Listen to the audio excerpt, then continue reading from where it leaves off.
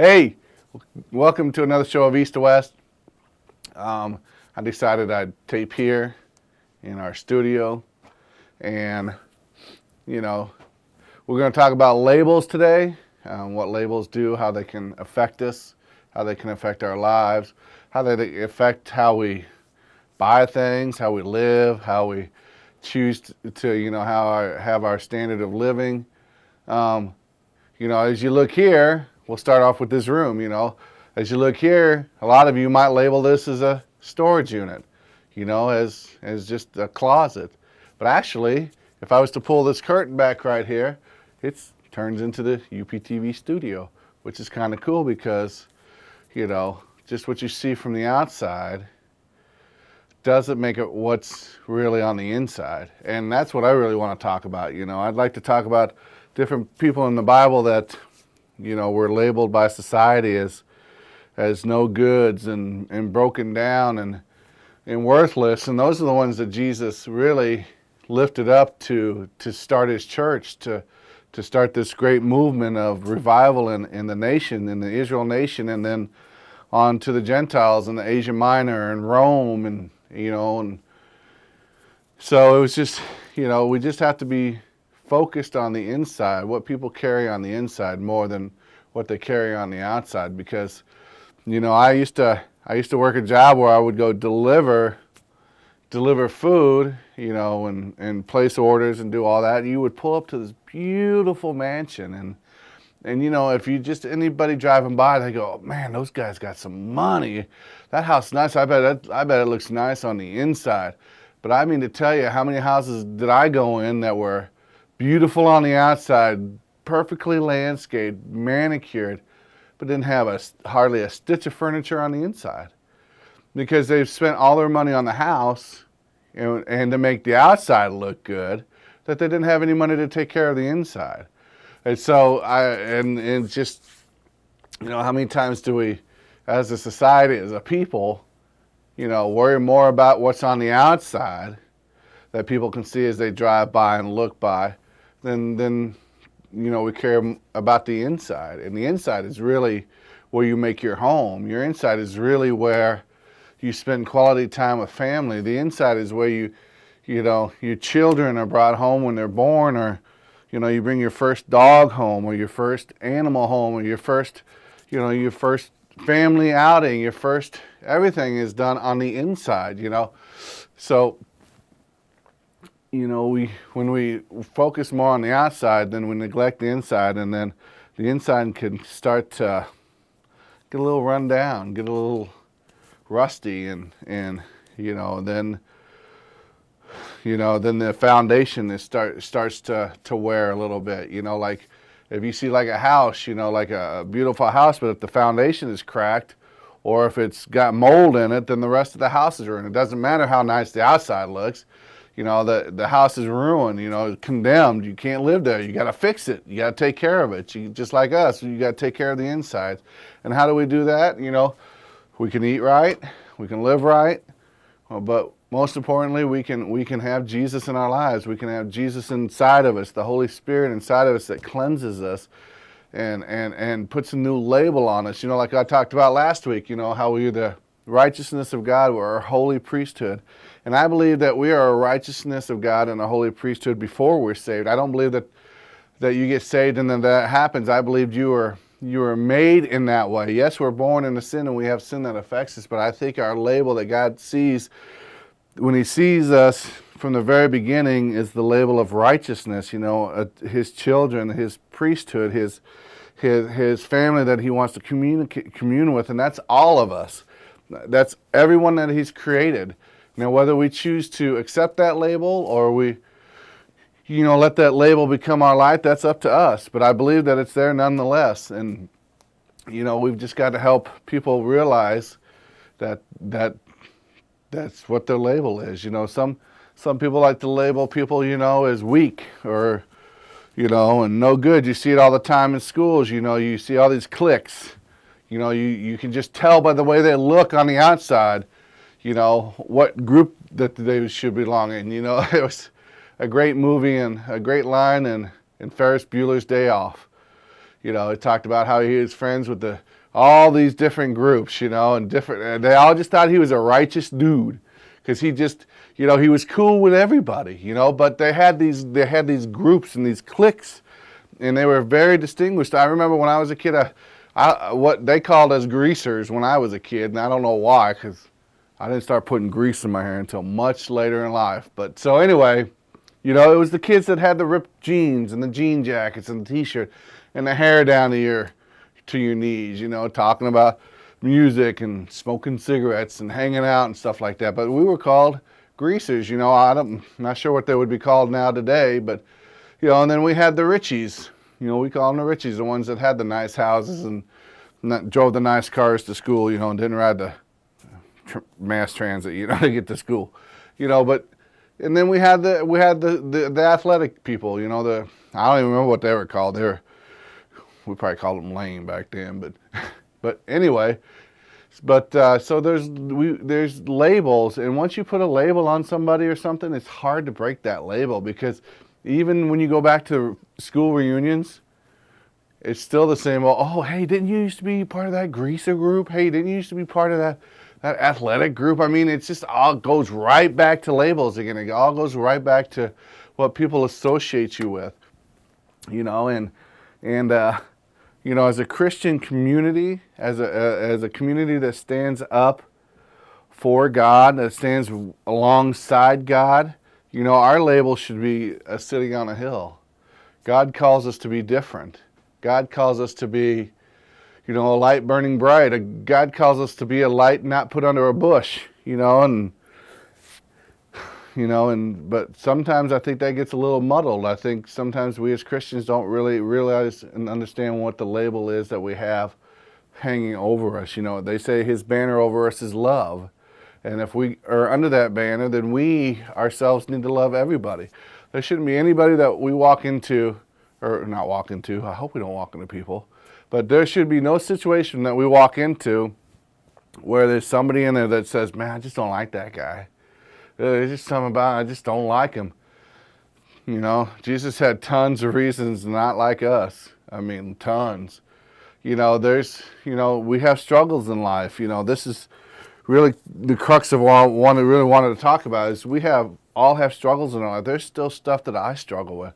I quit smoking almost 7 years ago. In July, it'll be 7 years. You know, and I quit drinking I quit drinking in July and I quit smoking in August of this year, so it'll be 7 years. You know, and back then I was labeled as a smoker. You know, I smoked. That's what I did. That's what everybody associated with me. I drank. You know, everybody associated me with drinking. You know, and it's just, that was my label then. 7 years later, been smoke-free, alcohol-free, all by the grace of God.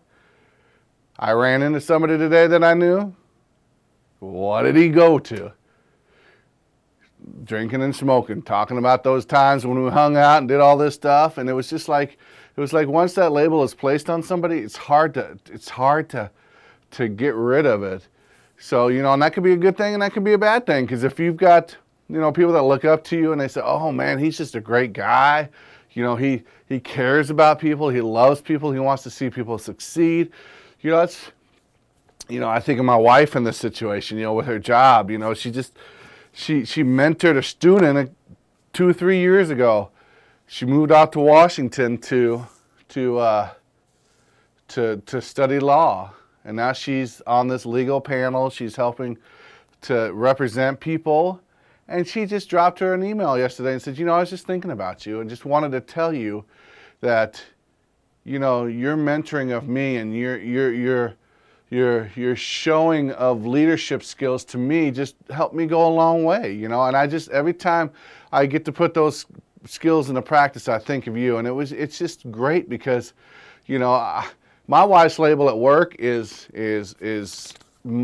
mama. I mean, the students love her to death. I mean, she just goes out of the way to just reach out and to give those kids every opportunity that they have to succeed in life. And her label is, you know, a provider.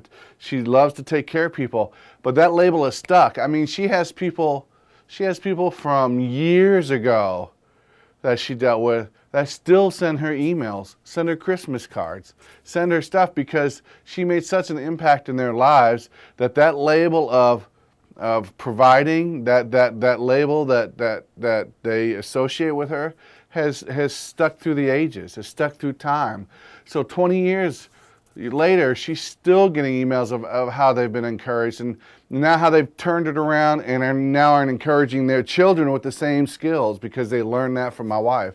And it's exciting, and I'm still a work in progress. I have to admit, I'm probably going to be her last and great success story. I got a few years to go, but anyway, so labels really can define us, who we are, and we have to just make sure that we attach ourselves to the right label, because there's wrong labels out there. We can be very hurtful and hateful with labels. We can separate ourselves from other people because of labels. We can choose to not care about somebody because of a label. We can choose to walk by somebody because of a label. One of the greatest stories in the Bible that deals with that is the Samaritan man, when a gentleman is riding a donkey down this road and these thieves come out and they rob him and leave him for dead. Jewish guy walks by, Jewish priest walks by, looks at him and instantly labeled him as somebody not worth taking care of. He leaves. Another gentleman comes by. Same thing, labels him. Oh, he's going to die anyway, probably. I'm not going to waste my time on him. And then a Samaritan gentleman comes by. Now, the Samaritan gentleman, what's interesting about him is back in those days, the Samaritans were the outcasts. They were the ones with the worst label of all. They were the ones that were labeled worthless. Nothing to do. Don't talk to those guys. Don't hang out with those guys.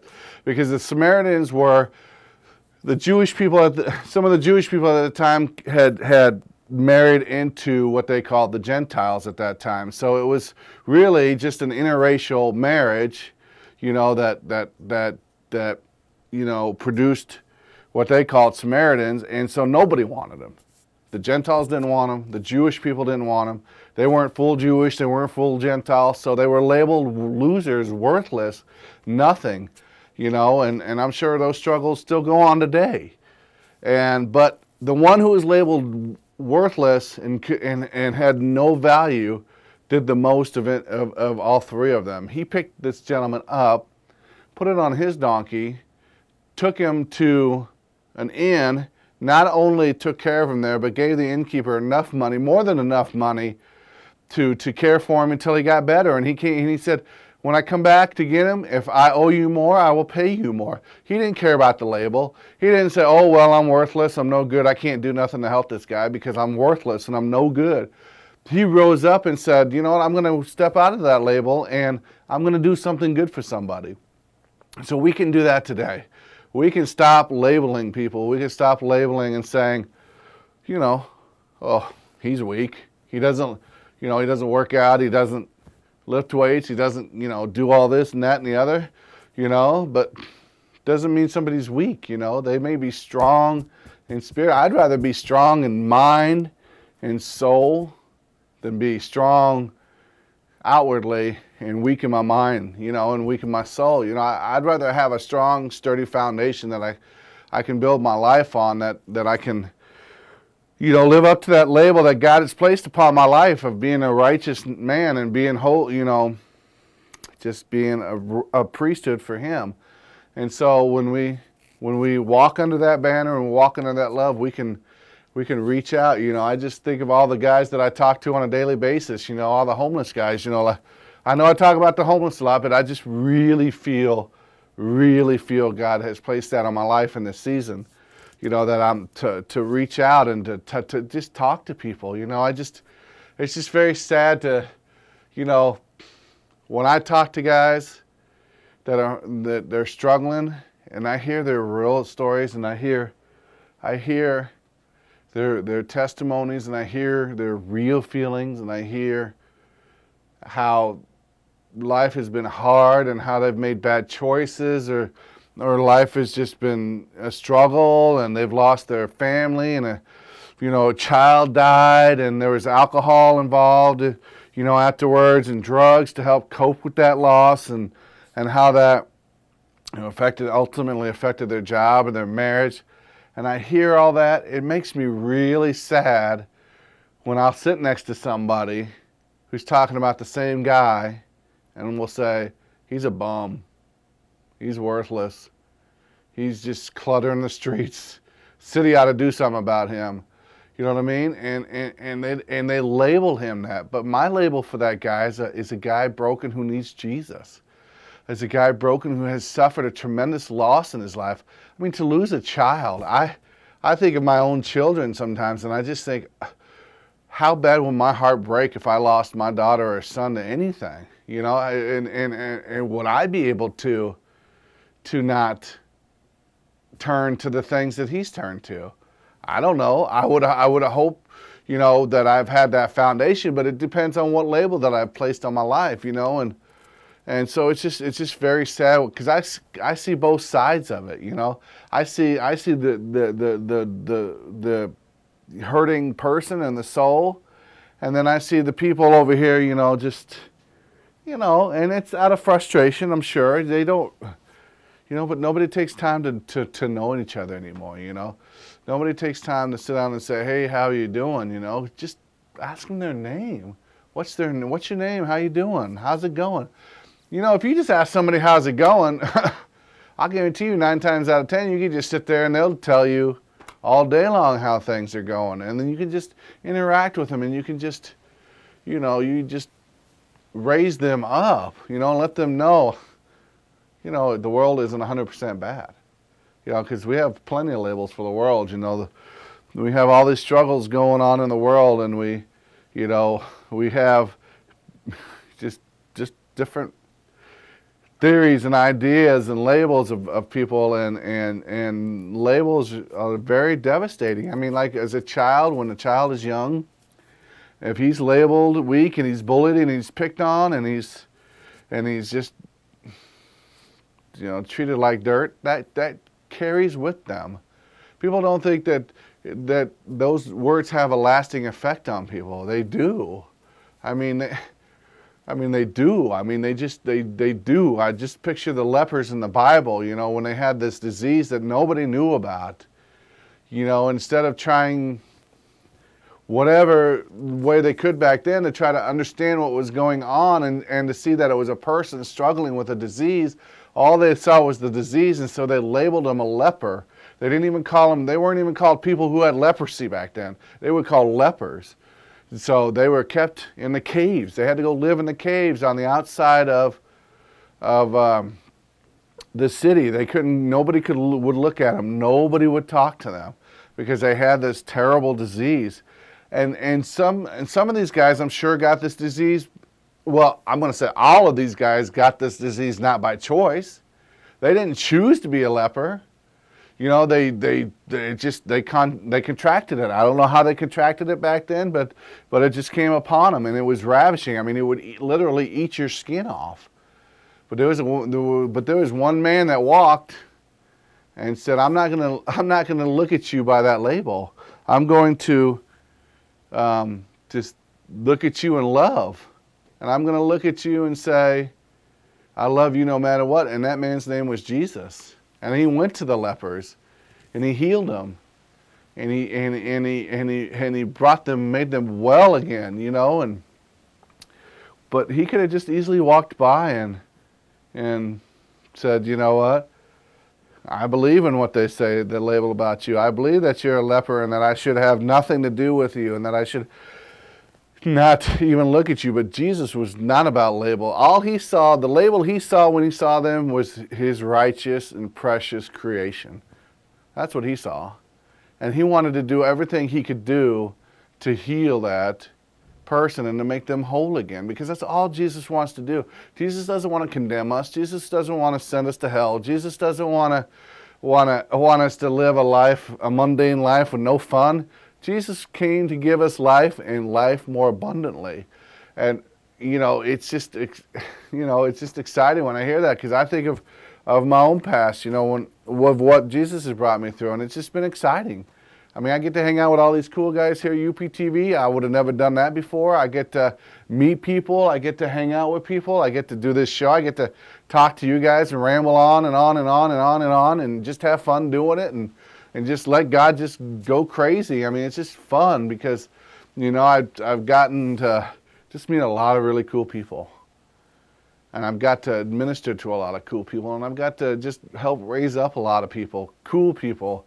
And it's exciting because I can walk down the street and almost always hear, "Hey, Chuck, how you doing?"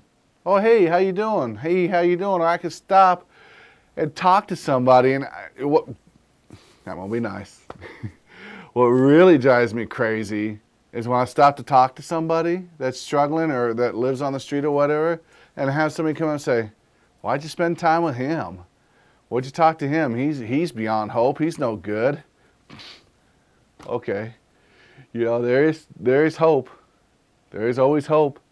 I mean, I've heard many success stories of guys that were homeless that struggled. Charlie Gardner. I don't know if anybody you know who he is, but if you've seen The Pursuit of Happiness with Will Smith, you'll know who I'm talking about. This guy was dirt poor, homeless, had nothing, had a son, had no home, no money, nothing. The world labeled him a no good, worthless, but he was a genius, and he didn't allow that label to come upon him.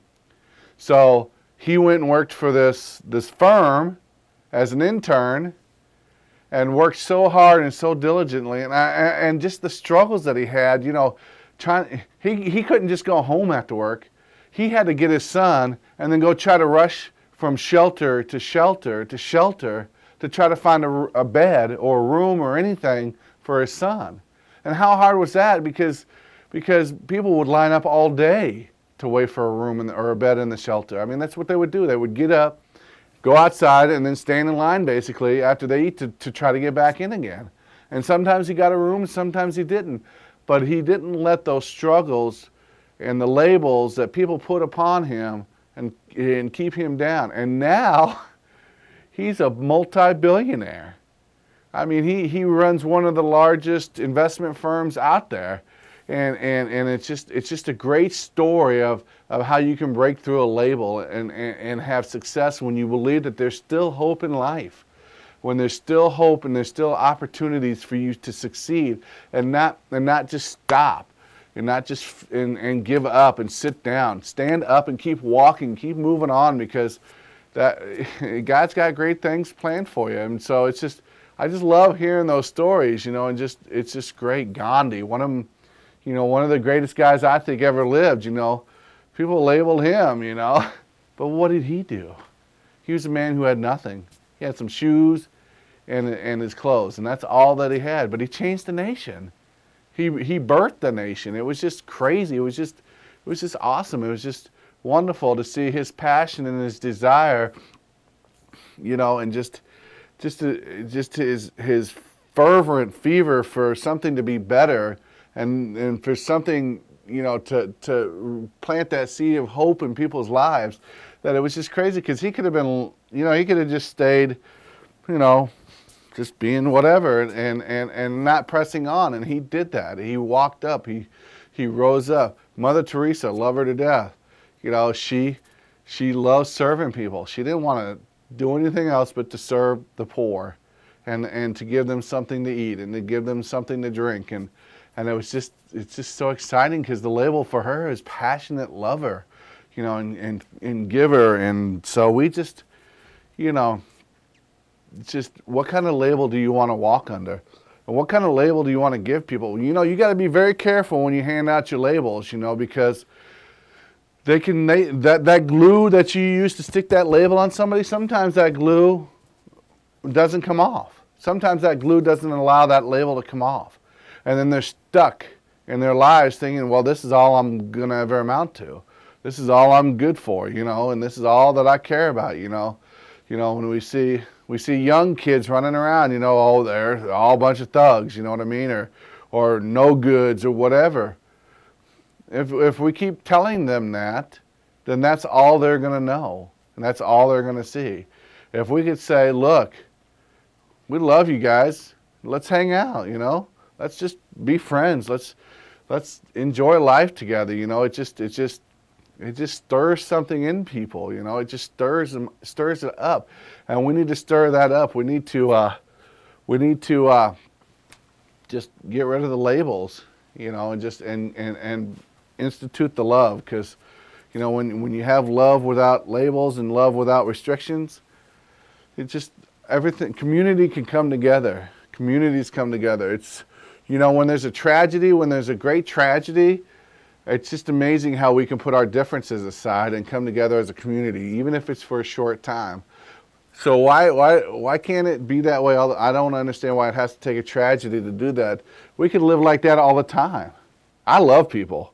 I love them. I love talking to people. I love hanging out. I love just jumping around with people and being excited, you know, and just enjoying their moments and enjoying their victories and being there in their sadness and just talking to them, because my label for them, for everybody, is love. That's all I see is love.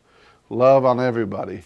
And so I wish we could just all have that kind of eyes and just see, because your eyes it would become so much clearer. The world would be so much clearer, and our visions and that. So with that, I'm going to close. Just go out, like I said, just go out this week and love on somebody. Just find somebody that you normally wouldn't talk to, or that you normally just would be standoffish with, and just say, hey, how you doing? What's up? Let's sit down and have time together. Let's fellowship and just see what happens. It's just going to be amazing. I can guarantee it. So once again, this is Chuck here at East to West. Just have a great week, and we'll see you next week.